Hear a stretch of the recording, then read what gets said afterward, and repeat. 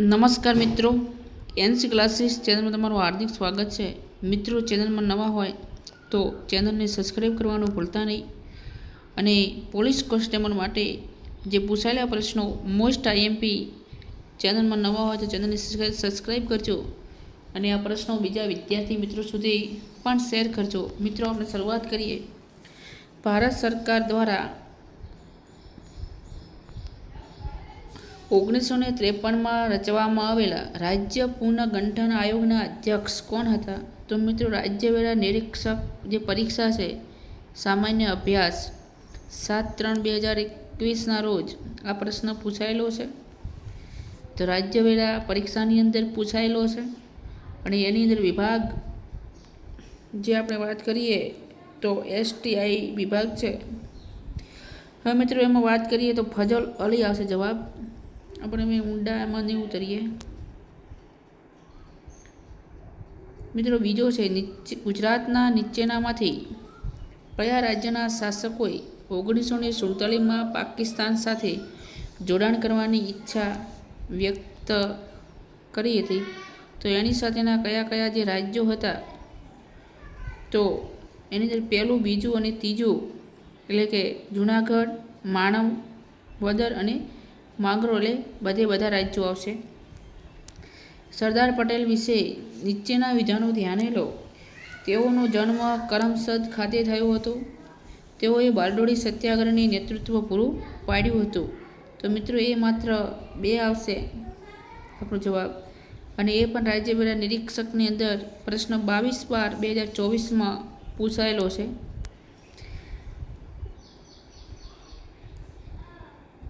રજવાડા સામે કરાયેલી પોલીસ કાર્યવાહીને ઓપરેશન પોલો નામ આપવામાં આવ્યું। તો હૈદરાબાદ જે ગુજરાત વહીવટી સેવા પ્રિલિમિનરી પરીક્ષાની અંદર પૂછાયેલો છે 2018ની અંદર પ્રશ્ન। હિન્દ સ્વાતંત્ર્ય ધારો પસાર થતાં નીચેના પૈકી કયા રાજ્યોએ વધારે સારી શરતો મેળવવાની ઈચ્છાથી પાકિસ્તાન ખાલી જગ્યા સાથે જોડાવા માટેની હિલચાલ શરૂ કરી? તો એની અંદર વિભાગ મિત્રો ડી આવશે। 1, 2 અને 3 આવશે, બધા આવશે। દુષ્કાળમાં રાહત આપવા ખાલી જગ્યાએ ભાવનગર દરબાર બેંકની સ્થાપના કરી જે ખેડૂતો અને વેપારીઓને સહાય કરતી હતી। તો રાજ્યવેરા નિરીક્ષક આવશે। રાજ્યવેરા નિરીક્ષક આવશે એટલે મિત્રો એમાં એમ છે કે એ પરીક્ષાની અંદર આ પ્રશ્ન પૂછાયેલો છે, કહેવાનું અનુમાન એવું છે। અને એની અંદર દુષ્કાળમાં રાહત આપવાની ભાવનગર આવે તો ભાવસિંહજી બીજા આવશે। નીચેના પૈકી કયા સત્યાગ્રહોમાં સરદાર વલ્લભભાઈ પટેલે સક્રિય રીતે ભાગ લીધો હતો? તો ફક્ત પહેલું, બીજું અને ત્રીજું આવશે, 3 આવશે। પહેલું, બીજું અને એમ 3 આવશે કુલ। એ પણ રાજ્યવેરા નિરીક્ષકની અંદર પ્રશ્ન પૂછાયેલો છે। ભારતીય સરકાર દ્વારા 1953માં રચવામાં આવેલા રાજ્ય મિત્રો બીજો પ્રશ્ન ડબલ કન્ફ્યુઝ થયો છે। નીચેના વાક્યનો ચકાસવાના છે મિત્રો તમારે। સૌથી પહેલાં, હિન્દ સ્વતંત્ર ધારો 1947ની જોગવાઈઓ મુજબ ભારતીય સંઘ અને પાકિસ્તાનની સ્થાપના કરવામાં આવેલી હતી। તો એ વિધાન મિત્રો રાઈટ છે। ભારતમાં સ્વતંત્રતા વખતે કુલ 562 દેશી રાજ્યો હતા અને તેઓના વિલીનીકરણનું કામ સરદાર વલ્લભભાઈ પટેલ અને તેઓના સચિવ VP મેનને પાર પાડેલું। હવે સહાયક ઇજનેર સિવિલ વર્ગ 2ની અંદર પ્રશ્ન આપણો આ પૂછાયેલો છે। ભારતના દેશી રાજ્યોના એકત્રીકરણ વિશે નીચેના પૈકી કયું વિધાન અને કયા વિધાનો સત્ય છે? હૈદરાબાદ પોલીસ કાર્યવાહી દ્વારા ભારત સાથે જોડાયું। જૂનાગઢ રાજ્યારોહણ દ્વારા ભારતમાં જોડાયું હતું। જમ્મુ અને કાશ્મીર રાજ્યારોહણ દ્વારા ભારત સાથે જોડાયું હતું કે 562 રજવાડાઓ પૈકી 549 કોઈ પણ જાતના સંઘર્ષ વિના ભારત સાથે જોડાયા હતા? તો એની અંદર માત્ર 1, 3 અને 4 આવશે।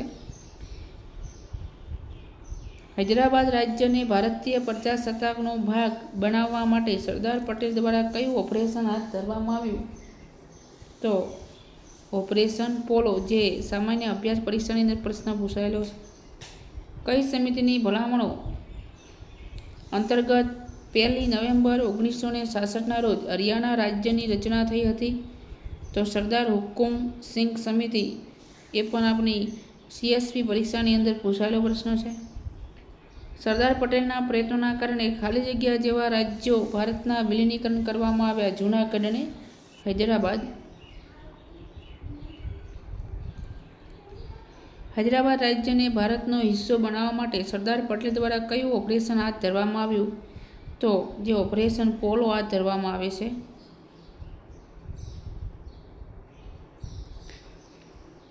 સ્વરાજ્યની પ્રાપ્તિ બાદ હિંદ સાથે દેશી રાજ્યોના એકીકરણ બાબતે નીચેના પૈકી કયા વિધાનો સાચા છે?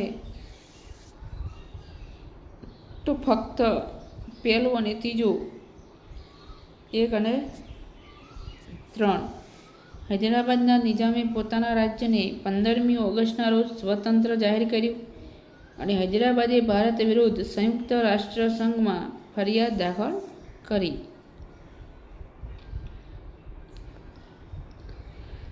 દુષ્કાળમાં રાહત આપવા એક ભાવનગર દરબાર બેંકની સ્થાપના કરી, જે ખેડૂતો અને વેપારીઓને સહાય કરતી હતી. તો ભાવસીજી બીજા આવશે એમની બેંક, જે રાજ્ય વેરા પરીક્ષાની અંદર પ્રશ્ન પૂછાયેલો છે. નીચેના પૈકી કયા સત્યાગ્રહમાં સરદાર વલ્લભભાઈ પટેલે સક્રિય રીતે ભાગ લીધો હતો? તો મિત્રો એમાં ખેડા, નાગપુર ઝંડા સત્યાગ્રહ અને બીજો આવશે બારડોલી, જ્યારે ધરણા સત્યાગ્રહ નહીં આવે.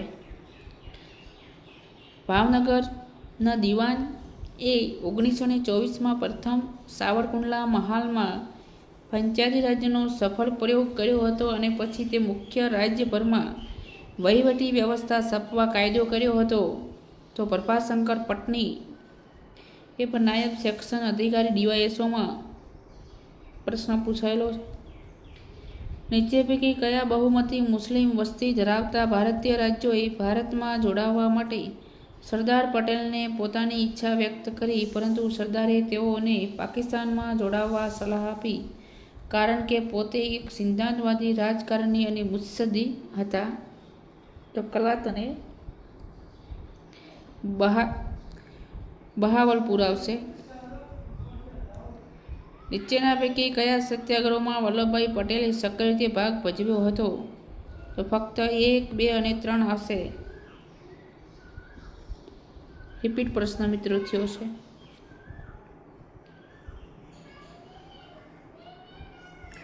સ્વરાજ્યની પ્રાપ્તિ બાદ હિંદ સાથે દેશી રાજ્યોના એકીકરણ બાબતે નીચેના પૈકી કયા વિધાનો સાચા છે?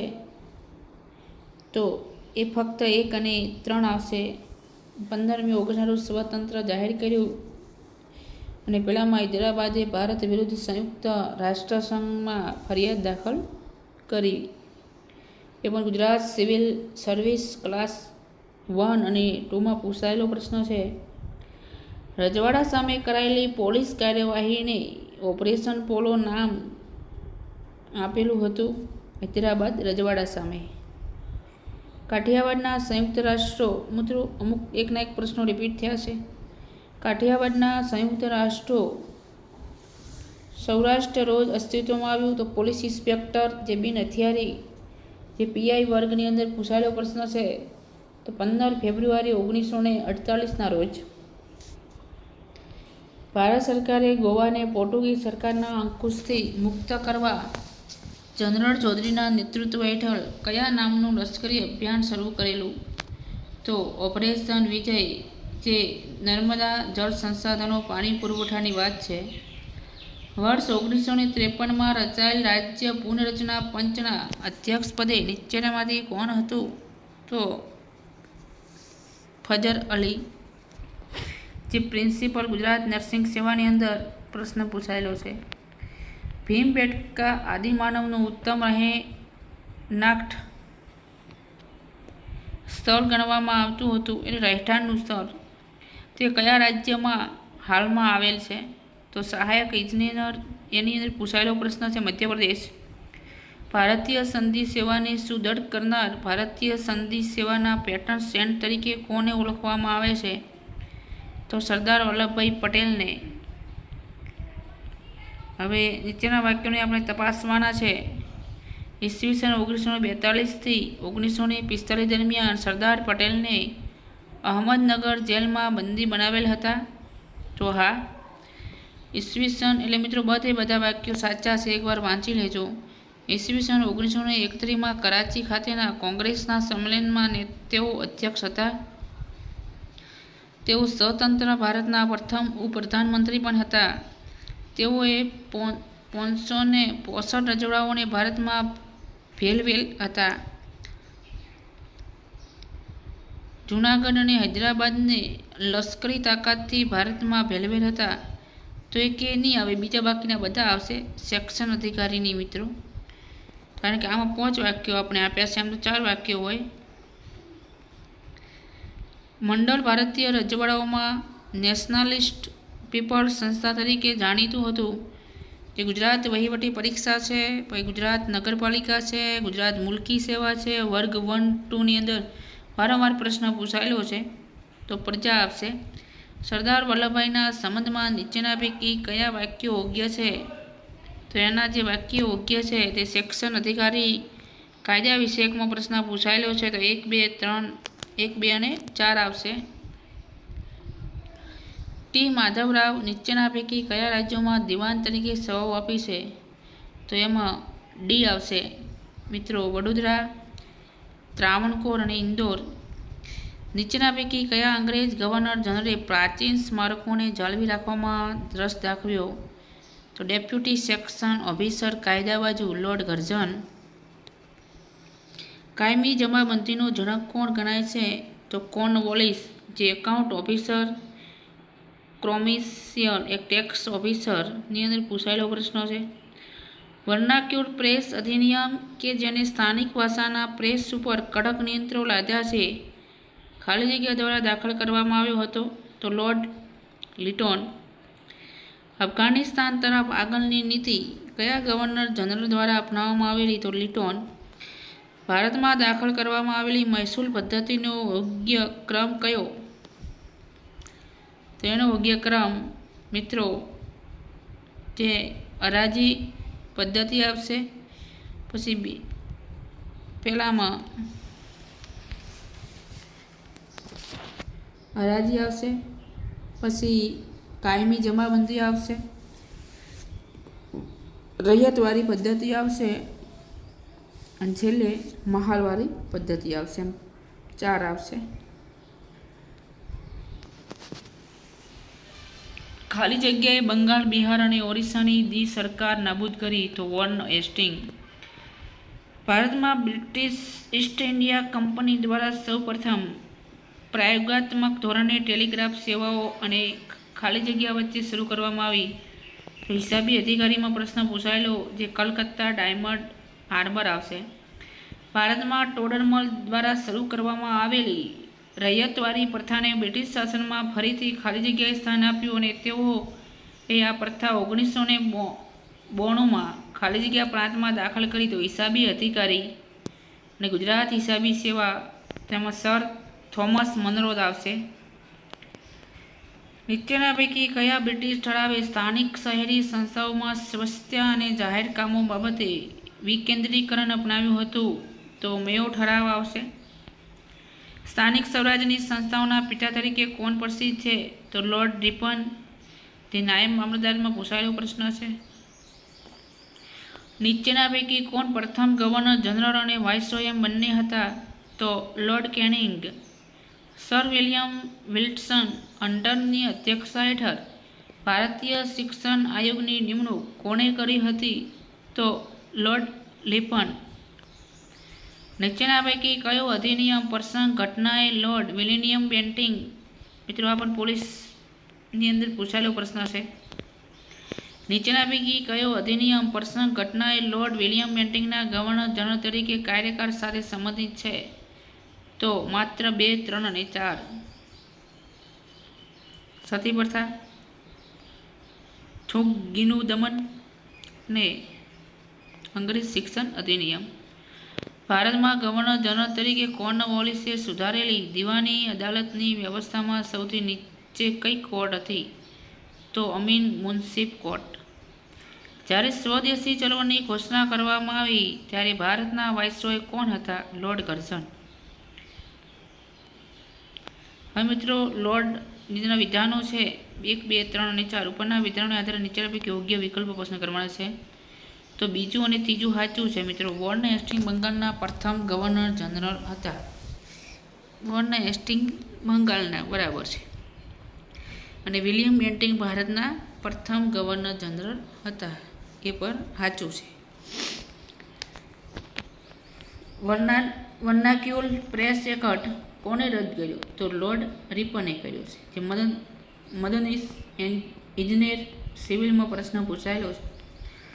ભારતીય પુરાતત્વ ખાતાની શરૂઆત કયા વાઇસરોયના સમયમાં થઈ? તો લોર્ડ કેનિંગના સમયમાં થઈ. નીચેના પૈકી કયા બ્રિટિશ ગવર્નર જનરલે કાયમી જમાબંધી દાખલ કરી? તો લોર્ડ કોર્નવાલિસ. મિત્રો બીજી વાર પ્રશ્ન આવ્યો છે. મિત્રો આ પણ બીજી વાર છે. વર્નાક્યુલર પ્રેસ અધિનિયમ જે સ્થાનિક ભાષા ઉપર પ્રેસ સખત અને નીચેના વિધાનોને આપણે સત્ય જોવાના છે.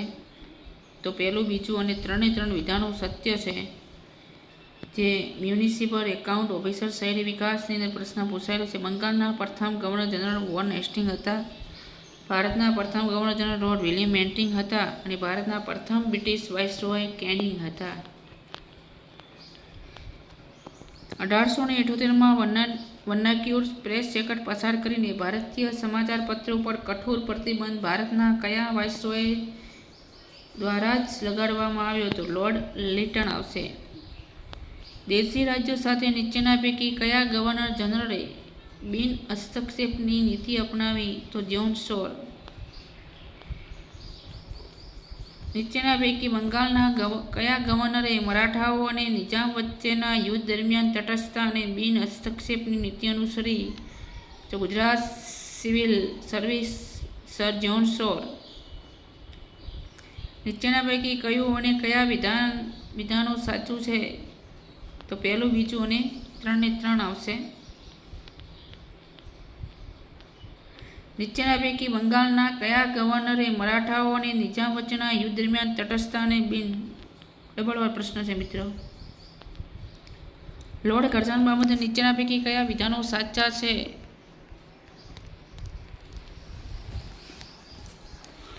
તો મિત્રો એની અંદર લોર્ડ કર્ઝનને પ્રથમ વખત ખેતી સુધારણા માટેના વૈજ્ઞાનિક પ્રયોગો અમલમાં મૂક્યા.